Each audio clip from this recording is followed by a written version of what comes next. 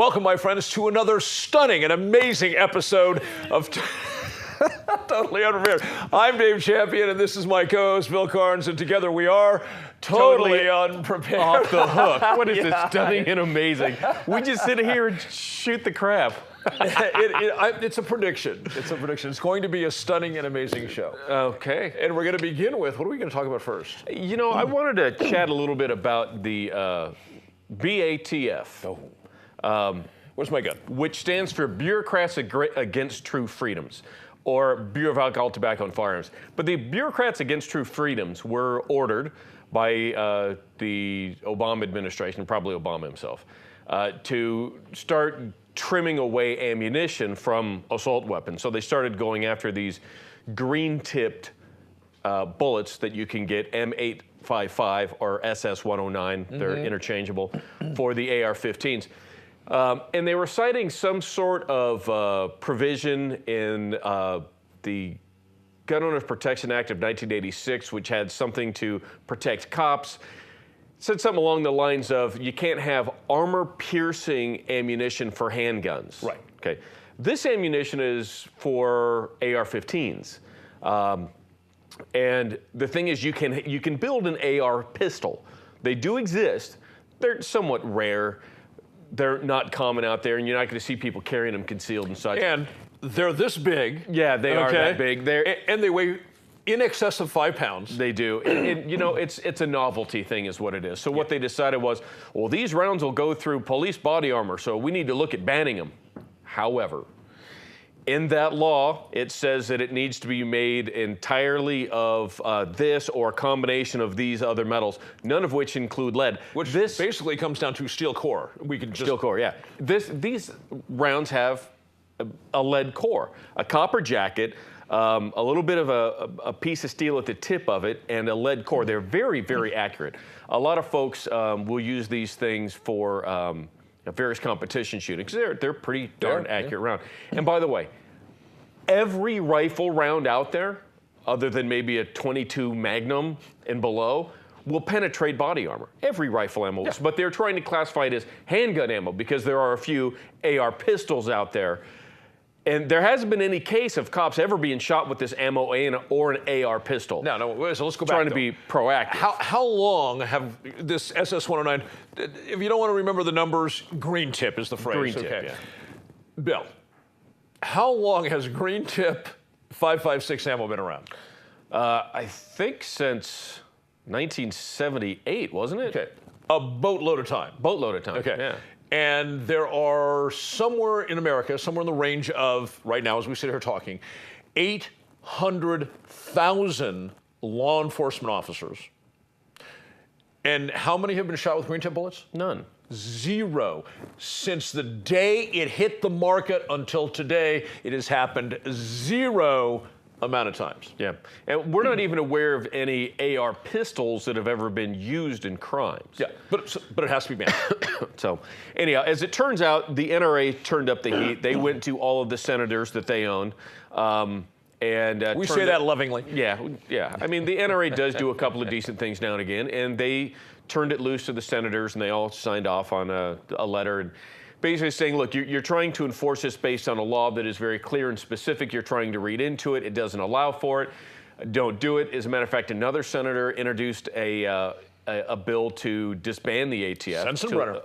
Eliminate it, yeah. Yes, claiming it is duplicative, which it is. Absolutely. Claiming that it is scandal and corruption ridden, which it is. Wow. You know, it's funny, when I talked about this a little bit on the Dave Champion Show, I actually said, the term law enforcement predominantly, in my mind, applies to federal officers because state officers are peace officers, right?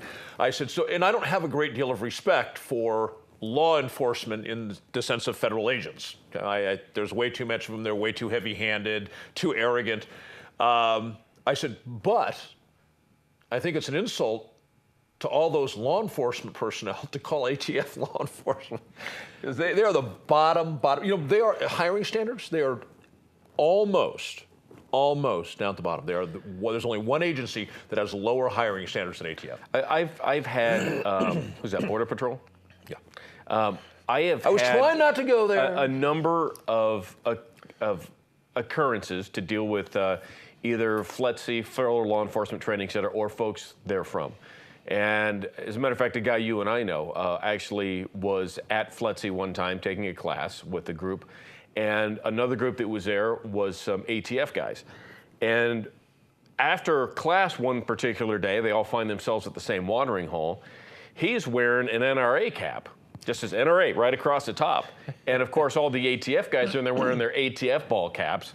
And they're looking at this guy like he is a scumbag, because all they want to do is take his guns away. Right. And he did it to bait him. He goaded him. A guy that we know that we used to work with, we'll talk off the air about the name. I don't know if he'd actually want it out. But right up his alley to do that thing. So anyhow, that's been thwarted at this point. You know, we've got Obama in his last 2 years in office, a little under that now, with Republicans in there. And it's going to be an interesting, it's going to make history these next couple of years. By the way, the ATF, when they opened that, when they write the way federal law works is when an agency wants to write a regulation, they write presumptive regulations. This is what we are imagining we'd like to do. Yes. And then there's what they call a comment period. And that's when interested parties can comment. And normally the average kind of thing, you get a couple thousand comments, and most of them are industry related. Yes. And comments need to be very specific. They need to state why the regulation has a problem, constitutional standing, conflicts with other statutes, violates pre-existing court decisions. The only comments that are valid are those that make some sort of rational argument. ATF on the green tip proposed regulations, 80,000 comments. And I'm sure probably, 75,000 of them need to be thrown out because they were probably not focused on law. They were just, F you. Yeah, pretty much. Yeah. It's interesting that they give 30 days for those comments, and then they're supposed to look at it. And they have their minds made up beforehand. You have to be someone in a different area, such as the U.S. Senate, and sign your name on a letter in order to get them to listen to anything. And it's interesting that the book that came out dealing with federal firearms licensees that was recently published for and being given out to FFL holders actually already had it banned in their regulation prematurely. So this has obviously been coming for some time. I suspect that the ATF Elimination Act put up by Sensenbrenner, I suspect that did the trick. Because when you look at an agency and there is even if it's only a ghostly specter, there is the specter that your entire agency is going to be shut down. That's the kind of thing that makes a bureaucrat sphincter pucker. Yeah, and they really need to keep that bill alive. The ATF sucks. If you work for ATF, go find a better job. I mean, find a job where there's actually, you can go home at night and feel good about yourself. You don't have to shower for 3 hours plus. I mean, you've got to feel dirty working for that dirtball agency. And it didn't start off that way. It's become political that way. And if you're working for them, the politicians have made you and your job dirty. Not you specifically, but your job and what you're doing. I mean, Brian Terry, right, getting killed by the whole gun running scandal that went in. And, I saw a picture of the Brian Terry Memorial. This is a Border Patrol agent that was killed by a gun that was part of the Fast and Furious protection racket run by ATF in Arizona. And with permission of, in my opinion, with permission of Eric Holder and Barack Obama, because nobody in the lower ranks is going to intentionally run firearms across the border into another sovereign nation without the consent of the Attorney General and the Chief Executive. Yeah, absolutely. I mean, they had to know. There's no way in sensible organization you could ever eliminate them having not known and given a thumbs up on it. Now, and I know that Fast and Furious was started under the Bush administration, but it changed when Obama took control, and it started doing a lot even uglier things. It wasn't really that good to begin with. They're all scumbag criminals as far as I'm concerned. But the thing is when Brian Terry's statue was unveiled a week or two ago, I saw a picture on Facebook, and I said, why didn't they have in bronze the murderer who was holding the gun and Eric Holder's finger on the trigger actually pressing it, because that's what it gets down to. You know, SHOT Show in Vegas. For those of you who aren't familiar, that's the big firearms and firearms accessories show. It's Shooting, sort of like hunting, and outdoor trades. Yeah, sort of like most of you have probably heard of the Consumer Electronics Show in Las Vegas. This is sort of the Consumer Electronics Show, but for gun guys. The big annual trade show. Right. Yeah. And I go not every year, but probably 80, 90% of the time. And now I go as a member of the media. But I used to go as a vendor because I used to be in the business. As a member of the media, I don't do this so much because I think it's inappropriate conduct to be in there as the media and take a stand like this. But when I was a vendor, the ATF, as you know, always has a big booth in there. Yes, they do. And all of them are dressed up in dresses and suits and ties. Nice suits, looking professional. And none of them are the thugs that I've met when working in law enforcement, and I worked with ATF guys in conjunction on various projects. None of them are those thug guys, right? They're all office pogues that are manning the booth. And I used to walk by the booth, and obviously I'm with some friends. We're walking around looking at stuff, and I would say really loud, "Look! All those traitors to the United States Constitution in that booth." And I mean, I would just sing out because as a vendor, you know, I'm there conducting business, so the hell with them. And you should have seen the looks. It was beautiful. Yeah, you're not the only one who catcalled those scumbags when we went in. And I say scumbags based on the agency, not the individual people that are in there. The individuals, they might be fine folks, you know, they might be nice to have over to barbecue and a beer as long as it's got the, you know, particular ATF stamp on the beer bottle. But it's a horrible agency. They are completely redundant. What is the video made by JPFO? Do you remember the name of it? Innocence Betrayed. Innocence Betrayed, yes. If Jews you for get the a prevention chance, of firearms ownership. It's a DVD. I don't know whether Netflix has it. You can get it from JPFO's Probably website. on YouTube, I would guess. Yeah, it really shows how down and dirty and low and corrupt the ATF is and has been. Some of the stories about them, what they've done to agents who have come out and publicly talked about the shenanigans, completely reprehensible. It's on Edward Snowden type material, yeah. To wrap it all up, the green tip ammo will be staying for now. So thanks to the NRA, thanks to the senators that did that, thanks for putting it all down. And we'll be back with Dave's Gripes right after this.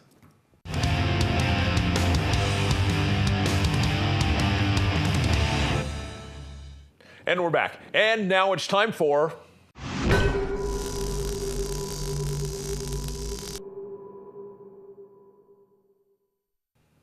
What is up with the changing definition of the word science? Now, let me explain why this concerns me.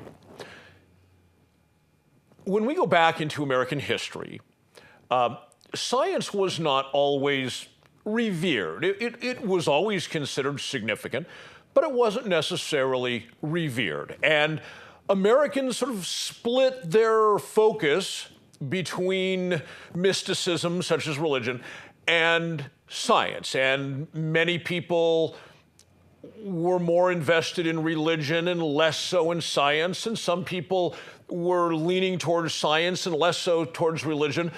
But it was a milieu. And now we've come to a place, as I'm talking to you in 2015, where science has evolved to almost godlike status. Now, whether that's good or bad is not the purpose of this little rant. It is the morphing of the meaning of the word science. Now, I find it all the more important and of concern that the definition is morphing because society in 2015 now is so incredibly focused on science. And I don't see any problem with that. Science, right? Good thing. Science has produced a lot of great things. Science has uncovered a lot of things. Science has validated a lot of things. I can't say a single bad thing about real science. Now, let me explain what I mean by real science. When I was young, the purpose of science was to explore, to investigate, and to validate, to put something through a process where, in the end, you could hold it up and say, this is a scientific fact. Now, when I was in school, I was taught that in order for something to be science, it had to be repeatable in a laboratory twice. If it didn't meet that standard, it was a theory. Okay? It was not science. It was a theory, and I think it's very important for people to understand because this whole thing seems to getting turned on its head. If a guy has the phrase scientist on his business card, or above his door to his office it says scientist, any theory he comes up with is not science because a scientist came up with it. Some guy whose title is scientist came up with a theory. And that's as far as it goes until it has been validated by some proof and evidence and that you can replicate it, it remains a theory. Now, what concerns me is science has oodles and oodles of theories, and there's nothing wrong with having oodles and oodles of theories. It shows that science is out there exploring and investigating that first part of the equation that we talked about a minute ago. And that's an awesome thing, okay? The exploration, the investigation, and I've got a few facts here, and I've got some here, and I've got some here, and so now I'm going to put these together, and I'm going to come up with a working hypothesis, otherwise known as a theory, but it's not yet science because I can't prove it. Now, let me share with you, I'm not totally unprepared, I'm a wee bit prepared today, some definitions that I think show how the definition is devolving. I'm going to share with you one that I think we would probably all agree with. And it says, a branch of knowledge or study detailing with a body of facts and truth. And how do you establish if something's factual or true? By proving it in the laboratory and systematically arranged showing the operation of general laws. Okay? I don't have a problem with that definition. It talks about facts, and facts have to be proven. A theory is not a fact. Theories are not truths until they're proven. Now, the second definition begins to slip, and these are all right off the net. You can go find them yourself. The second definition slips a little bit. It says, the intellectual and practical activity encompassing the systematic study and the structure and behavior of the physical and natural world through observation and experiment. Okay? I don't necessarily have a problem with that definition, except that it is incomplete. You notice there's nothing about facts, there's nothing about truth, there's nothing about validation. It's just talking about exploring. Okay? That's part of science. But exploring isn't scientific fact. It's just exploring. And then the third definition, which begins to really slip, the observation, identification, description, experimental investigation, and theoretical explanations of phenomena. Okay? This one is just talking about nothing but theories. There's no even conclusions being addressed in that definition. And yet, it's a standalone definition for the word science. So, Bill, what do you see the potential, I don't say harm, but confusion is probably a better word, in our society by people misunderstanding what science actually is? Well, first, I'd like to start by saying she blinded me with science. A couple is two, a few is four, several is seven, many is 10, and in conclusion, read my lips. That's what I have to say about it. No new taxes. It gets down to somebody with a PhD science degree, right? And then we're going to drop that down to maybe somebody with a master's degree. What have they learned? What do they have to say about something? And then maybe it's somebody with a bachelor's degree. What do they have to say? Are they a scientist as well? Then maybe we've got an associate's degree. And after that, maybe it's somebody that when they were a high school freshman took earth science. Are they a scientist? Is this their... It really goes about your understanding of science as to how credible you can be, or whether you're just BSing your way through it.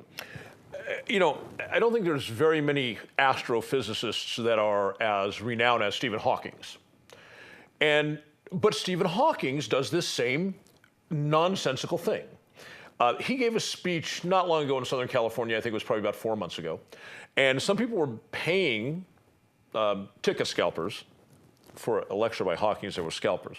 They were paying up to $1,000 a ticket to hear him speak. And one of the things, when I read part of his presentation after the fact, one of the things he said is that our universe is 13.2 billion years old. And where did he come up with that from?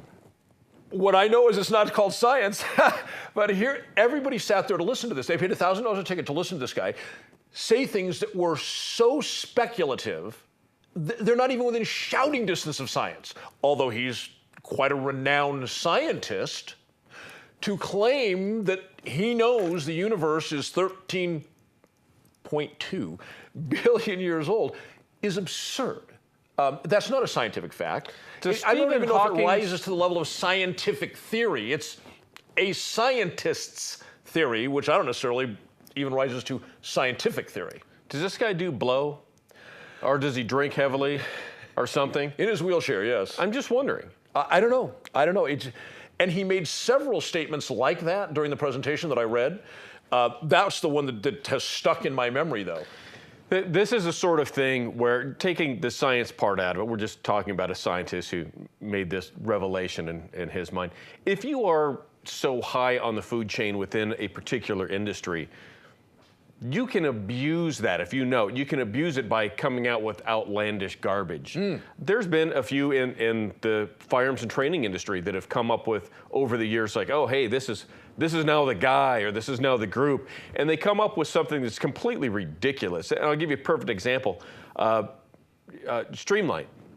Yeah. Streamlight was coming out with all these silly techniques and these goofy strobing flashlights and these figure eights and, you know, with a Z formation, you know, all this garbage they kept coming out with. It's like, you know, these have never been used. You're the best flashlight manufacturer out there, or was it Surefire? One or the other. I think it was Streamlight making them. And it's like, you're one of the best manufacturers out there, and you're coming up with all these silly theories on shooting in low light and distracting, and none of them have been used. And people are buying off on this garbage. Yeah. So they were kind of trying to put a whole new science of low light shooting. And, you know, that's an abuse of your position. I realize your goal is to build and sell flashlights. Right. And if you're not building and selling flashlights, you owe the stockholders or the owners an explanation.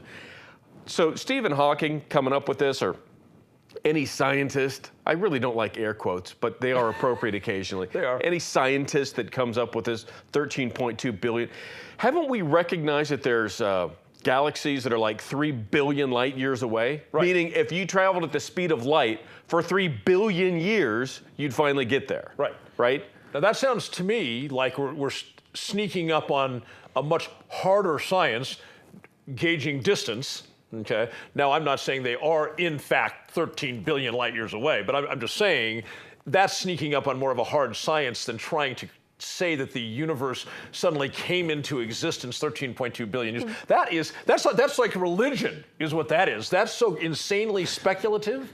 It's like religion. You just have to get into some sort of smack on religion every show, don't you? Just a backhand of the cross or whatever. I'm minding my own business. So it gets interesting to me. They have no idea what the size of the actual universe is. They're finding new planets, new galaxies, and everything regularly. Every year, there's more stuff to throw on there. They're changing and renaming, and Pluto's a planet, Pluto's not a planet, Pluto's a planet, Pluto's not a planet. You know, I'm staring at Uranus. All of these crazy things that they're doing, they don't even understand what's going on in our own solar system. And Pluto will always be a planet to me. To me as well. Me and Pluto, we're down. You know, and even with his cute little floppy ears, right? Out there floating around, takes 130 years to go around the sun with his big floppy ears.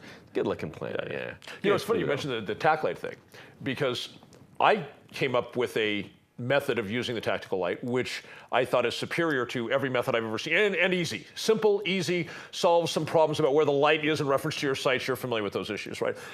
Which most people who haven't worked extensively with lights in their firearm, they don't understand. There's that little, like, is the light going... Co-indexing, yeah. Yeah, is the light going... Right, indexing where the light's going to hit with where your sights need to be.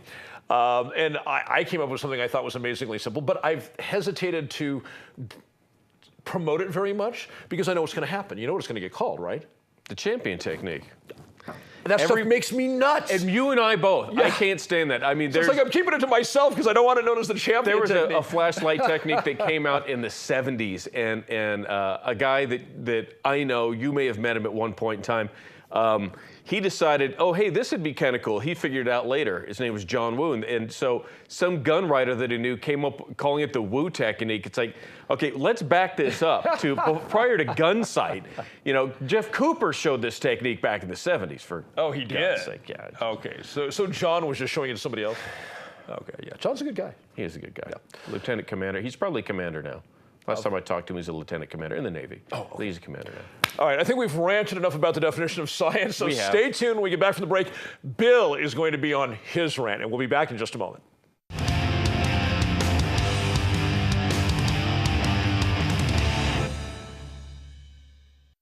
Welcome back, guys. It's time for me to rant.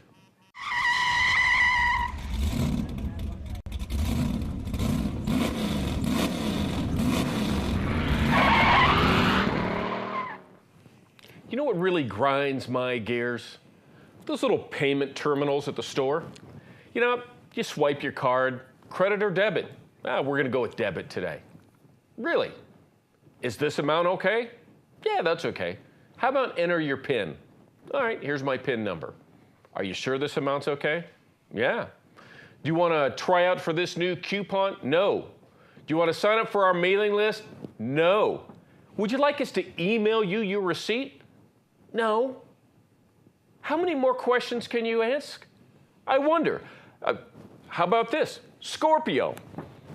Year of the horse. Be positive. Medium rare. Blondes. Less filling as opposed to taste great.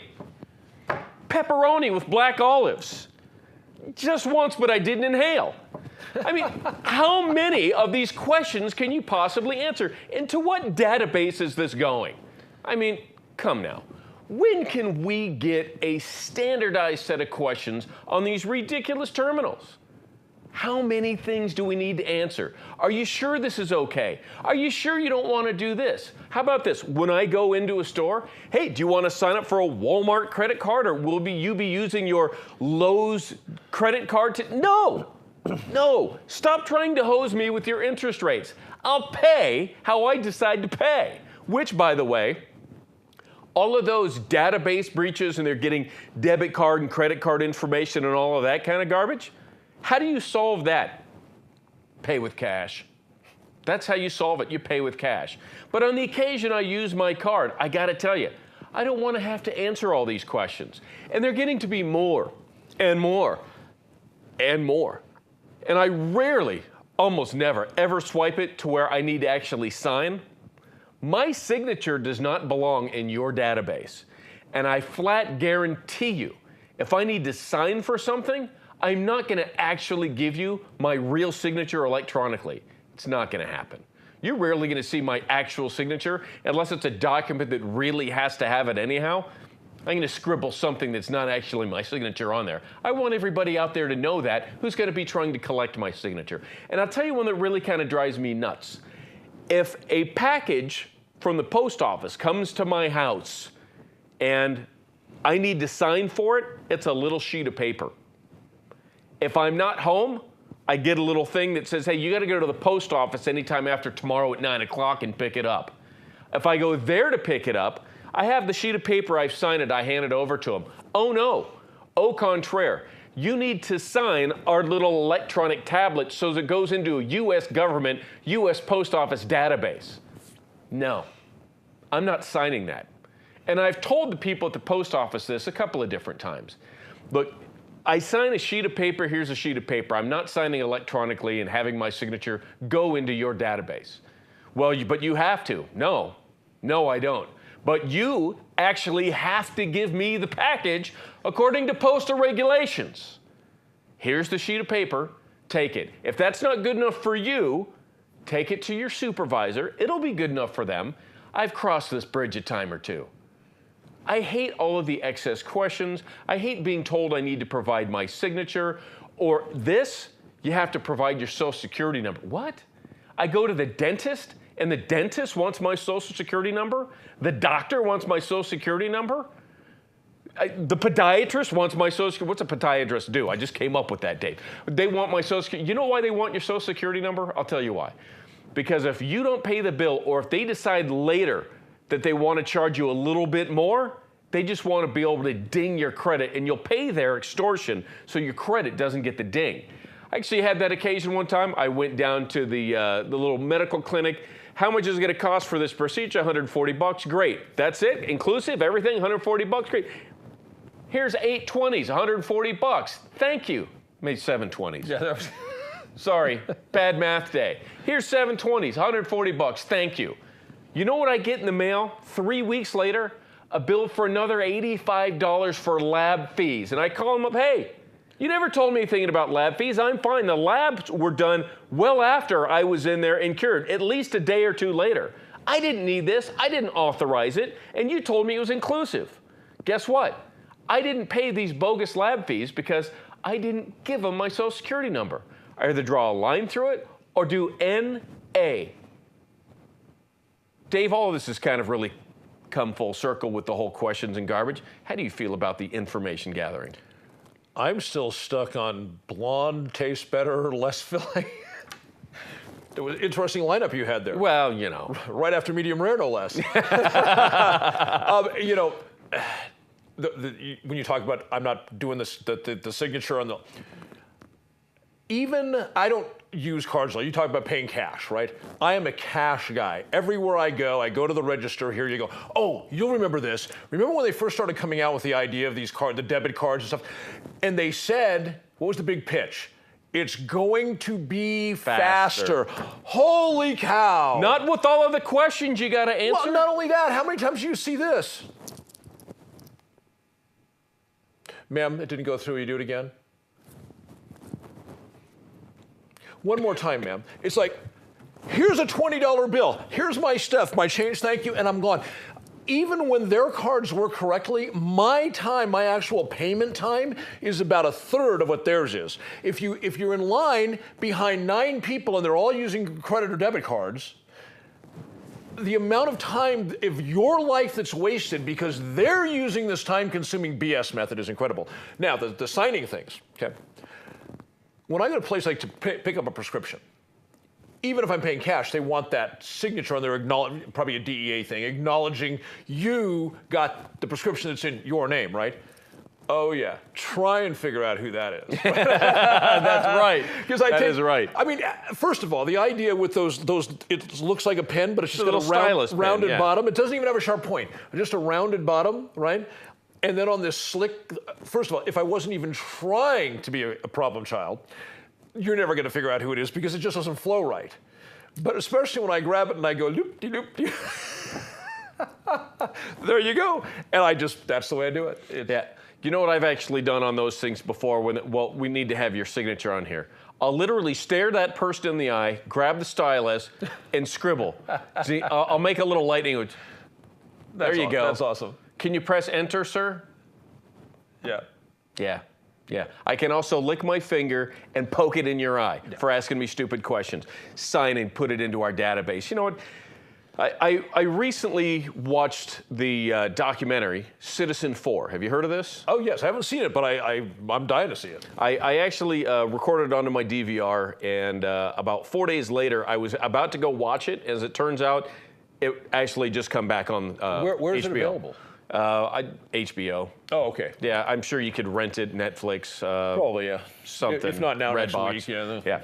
So, very interesting movie. It all documents Ed Snowden and when he was giving the information that he had. Is Greenwald featured in that as well? Yes. Okay. And it documents all the startup of all this and how things went.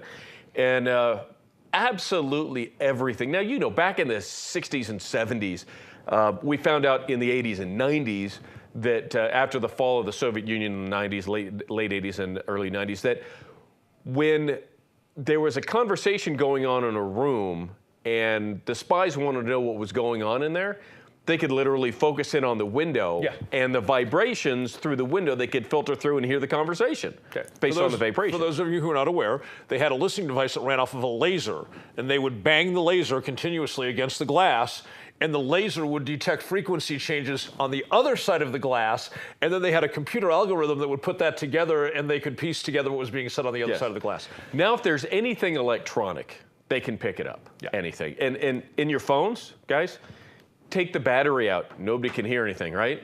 Wrong. Virtually every single smartphone, and a number of even just like the flip phones now, if you take it apart, you're going to find a small watch battery in that thing, and that small watch battery is rechargeable. So if you take your battery out to recharge, it can still be used. And all of this is by design. Right. This is not some sort of a hokey conspiracy theory. This stuff exists. If you don't see it, if you don't understand it, if you want to keep your head buried in the sand, then you're part of the problem. I mean, everything is in front of you that shows this is exactly what's going on. All of the documents that are government documents that Ed Snowden produced, says here it is. But people still don't want to believe it. They still don't want to believe that's a government document when he's actually got not just the document, but other information to back it up. It says, yes, in fact, this is true. And in fact, here are some bits of information that you can go find yourself to prove it. I don't know if you saw the article, it just came out 2 days ago, that the CIA held, this is their word, they held a jamboree. Pretty festive, yes? Very, yes. A jamboree just to get all of the government-funded hackers together. Of course, they don't call themselves hackers. If you do it, you're a hacker. If they do it, they're patriots. Sure. Okay. And they got them all together on the campus of, I forget, Rocketdyne or something, one of these big government contractors. And this jamboree was all for one thing: how to defeat the security on Apple products. Now, you probably know Tim Cook, the CEO of Apple, has made very strong privacy statements. He's one of the only CEOs of computers and mobile devices who has come out and said we are 1,000% behind our customers' privacy, and we make no deals with the government, and we're not cooperating, and that's the end of that. And so because that's been Apple's philosophy for some time, even under Jobs, the CIA actually was holding a meeting of hundreds of these professional guys for one purpose: to get into your Apple products. Okay, now riddle me this, Batman. If a non-government agency got just a bunch of private hackers together and said, hey, we're going to do this thing, we're going to get a showroom down in Vegas, and we're going to learn, we want to go through and talk about how to hack into government computers. Or any computer. I mean, yeah, that would go a lot different. But because the government is doing it, somehow it's legal, it's just as illegal. All of this stuff, all of it, is outside the purview of what the founders ever intended. The founders themselves would pick up their green tip ammo, load into their AR-15s, their M16s, because they wouldn't have their full autos taken away, and they would go to town all across Washington, D.C. and the surrounding region, rolling over in their graves at what we have allowed the government to become. Yeah. You often quote Jefferson when he talks about the fact that if it's legal for the government and illegal for us, it is hence tyranny. And they were interviewing some other technical expert, and he said, I have no problem with them applying these things overseas, but the problem is the potential abuse here. And I'm thinking to myself, really? Potential abuse? Potential? Come on. And we'll be back right after these words.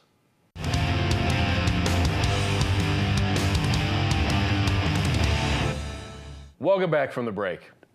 Dave is now forcing me to introduce this segment, which is something he really wanted to chat about. If they only knew what happened during the breaks on this show. If the mics were on during the intro, they'll get an idea. Trouble. What are we talking about? Oh, we're talking about the idea. One of our viewers. One of our viewer emails. By the way, here's the web address. It is davidbillshow@gmail.com. Also, by the way, if you want to catch the shows, if you want to either listen to the audio or download the audio to podcast, anything such as that, you can go to our website that we just put together, totallyunprepared.info. Right here, totallyunprepared.info. Does that say Field and Stream? Oh, no. That's where you can download. You can download the audio. You can watch the video. You can download the audio and play it or stream it, whatever you want to do. All that great stuff is there. Totallyunprepared.info. So this comes from the listener email. Did you put the porn up there too? No, that's on totallyunprepared.vegas. XXX. Yes. One of the viewers wrote in, and he's asking about basically defense techniques. And first of all, I have to say, when you put together a self-defense sort of class and you curry it towards a specific group, I'm not a huge fan of doing that. Like, there's a lot of different companies out there that'll teach firearms and tactics techniques, and you have to be police or law enforcement and military only. You know what? Which normally means they're getting a lower quality of We're their bosses, in case you forget. In case you haven't read the Constitution recently, it's only 4 pages. You throw in the Bill of Rights and all of the rest of the amendments of the Constitution, you're about 7 pages. Can I help That's you with it. anything? Yeah, 7 pages. So read it. It's not that complicated. If you're this came from one of our viewers that was wondering about the women's self-defense classes, right? Yeah. And they love to go into the idea of just, punch him in the junk, kick him in the junk, uppercut to the junk when it comes to defense against a man. It's always just going to the junk. There's 200 pounds of a guy to have to deal with, but we're talking about just that narrow spot to the junk that they're always going to. That's what kind of spawned this whole series Now, of if you questions. can get there, you're probably in good shape, but A lot of guys tend to guard that naturally. As they life teaches them to guard that. Yes, yeah. We usually block our face and our eyes as well. Right.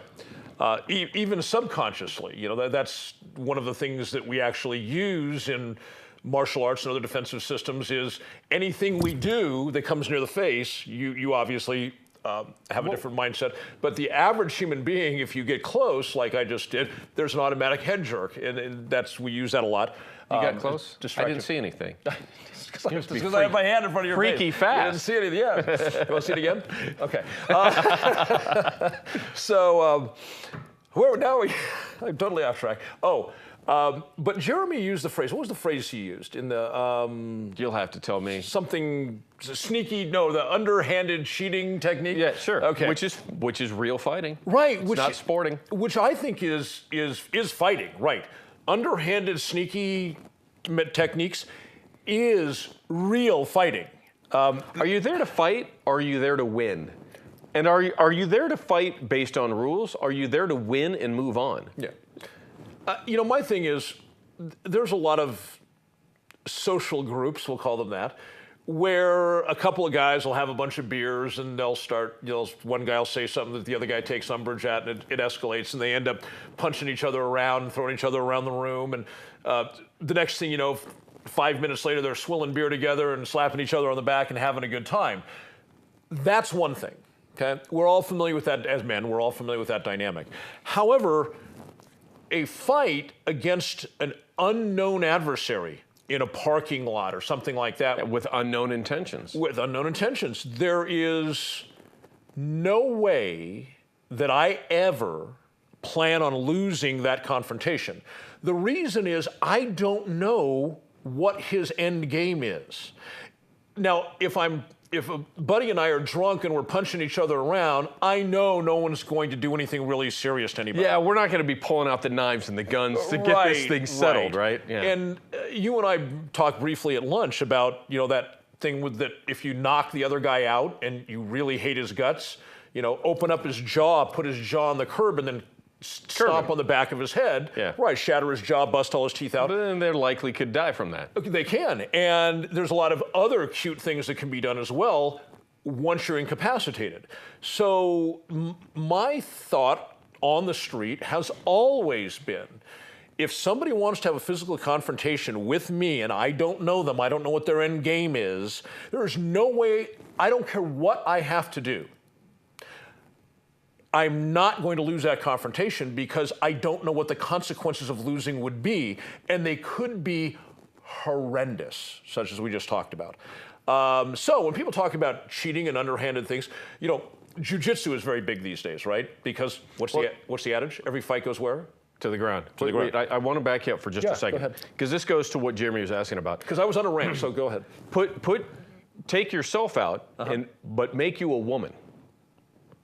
right? And you just said, there's no way, I don't know this person, I don't know what the horrendous consequences could be. Right. For women, it could be far more horrendous. Yes. So, or horrendous differently. Yeah, in ways that really go deep into your psyche for the rest of your life, however long that might be based on this confrontation. So those are the sorts of things that really I would really like to emphasize that for ladies. If you don't know what's going on and you're being attacked, I mean, that's God created man, Sam Colt made him equal. Yep. If you are not a fan of learning how to use guns and know how to protect yourself, when you've got a couple of 240-pound guys coming after you and you don't know what's going to happen, what's going to save you, it's not 911. You're not going to have time to call. You won't even know where your phone is, most likely, even if you have it on you. Yeah, and ladies, if I know, how can I phrase this? I know that ladies in our society today, being physically attacked is a very, very rare. I'm talking about some stranger out in public. I'm not talking about being accosted by a relative or a friend when you're young. That's more common. But being accosted by a complete stranger out in public and being attacked or raped or what have you is fortunately very rare. However, when you're accosted, you don't know what the outcome is. So if you're walking around untrained, unequipped, unarmed, how are you going to deal with that? I'd like to just kick in due to my own retentiveness. When you're attacked, accosted by definition is verbal, just so you know. Now, things can certainly ramp up. Somebody starts getting into your face, maybe you're at the wrong place at the wrong time, and it gets ugly. But ladies, if you don't have a plan for when that happens, if you're not prepared, then, you know, my very best to your survival in the outcome. It really is. But you've really got to take it on your own, especially if you've got kids. I mean, you've got to take the safety of your children into hand. Men, if you got women that don't know what they're doing and you're not able to be with them all the time in order to protect them, this is partly on you as well. So when it comes down to fighting dirty, that's the only way to fight. If you're not fighting dirty, you're not fighting to win. It's just not going to happen. You know, Dave, one of the things I hate is cardio exercise. I really do. You know, in Zombieland, he said, "What's rule one? Cardio," right? Great movie. I just do not enjoy doing cardio. Who Therefore, does? I'm not very cardio fit. I'm just not. And I knew this 25 years ago, 30 years ago, when I started doing different martial arts training. I don't even know who this Marshall person is. Is he related to Murphy and his laws? And you know, this artist by the name of Marshall, when I started training to do some of that sort of artwork, I realized, look, I'm not really cardio fit. I don't want to work out to be cardio fit. I just don't enjoy that. So I'm going to learn to break things. Because when stuff gets broken, fights start to end, or you're severely, you're incapacitated to the point where you can't fight very well if something's broken. So I learned how to do all kinds of finger, wrist, elbow. Elbow's a real good one. Knee breaks, ankle, stomping on the foot and breaking the foot to pieces. You can't stand up very well.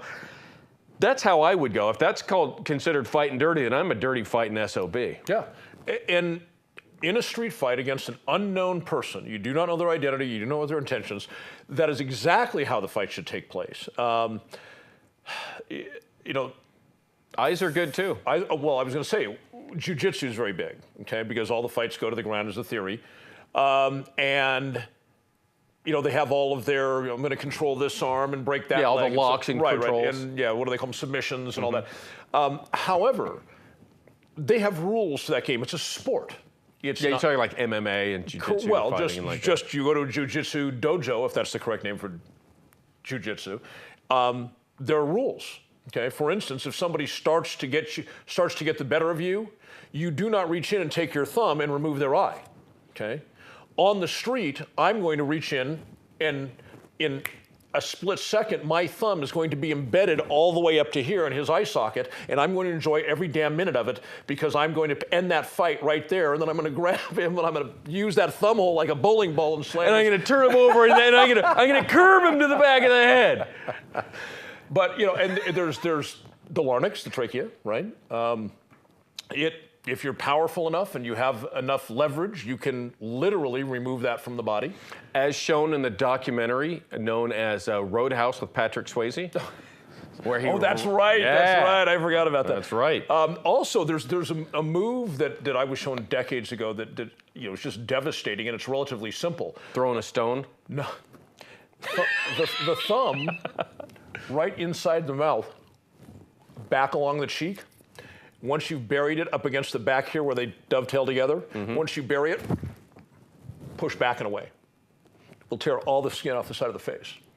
Okay. Oh, like the Toxic Avenger. Yes. The Toxic Avenger magical thumb move. It's, as you can imagine, an incredibly effective way. And Bart Simpson had the death touch in the Simpsons many years ago. Well, let's not forget, was it the five-finger punch thing from Kill Bill? Oh, yeah. Yeah? Yeah, the 1-inch punch that Bruce Lee came up with. Yes, Yeah, yes. Good So stuff. my point is, whatever the technique is, whether it's the larynx, there's a million of them. If it's an unknown opponent and they're trying to harm you, that is fighting. Yeah, and I have to say, ladies, attacking a man's junk is not just reserved to the ladies. It shouldn't be your only move. No. Don't have all your eggs in that basket. Boy, that's kind of a funny thing, isn't it? Don't have all your eggs in that basket. But, learn a couple other things. Eyes are great. Soft tissue areas are good. Learn about it. If nothing, go to YouTube and study up. But, folks, thanks for tuning in this week. Dave, thanks for coming by. Hi, buddy. We'll see you next week.